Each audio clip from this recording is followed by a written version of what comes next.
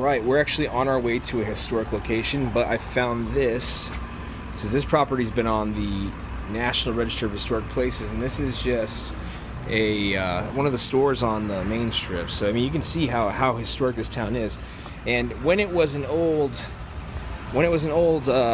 ranching town, they had large prisons, right? We had lots of people coming in as cowboys and lots of saloon brawls. So often when the jails would be overfilled, this tree was known for the jail tree. People would actually tie people to this tree whenever the jails were completely full, and they would serve out their time on this tree instead of actually in the jail cell.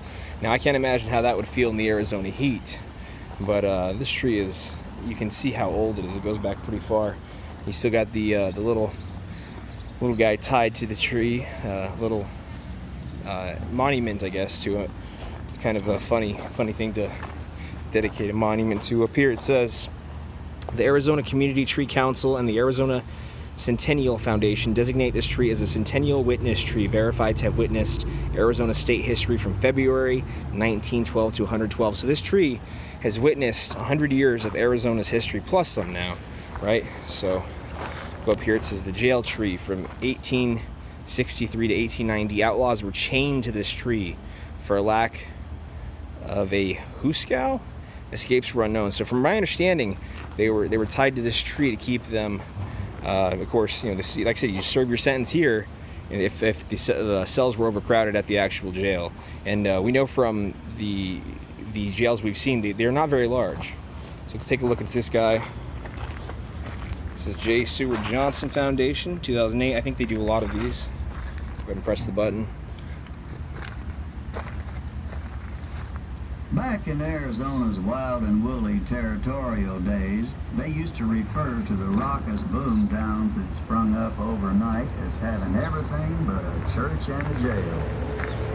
Eventually, citizens would demand the reckless devil-may-care hellions be locked up for bad behavior.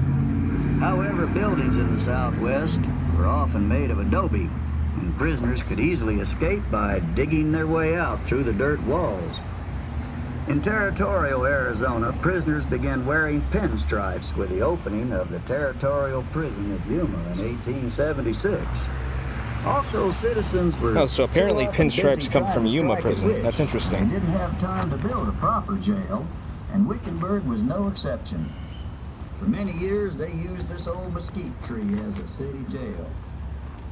The incorrigible reprobates were chained up to the tree until they either sobered up or served their time in the shade.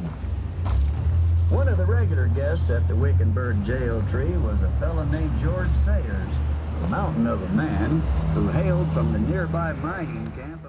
Alright, so there's the jail tree. I hope you guys enjoyed that. We're going to be seeing a lot of crazy stuff here shortly, so go ahead, like, subscribe. It helps us in the analytics, and maybe get yourself some Revisiting History merchandise. It's coming up soon.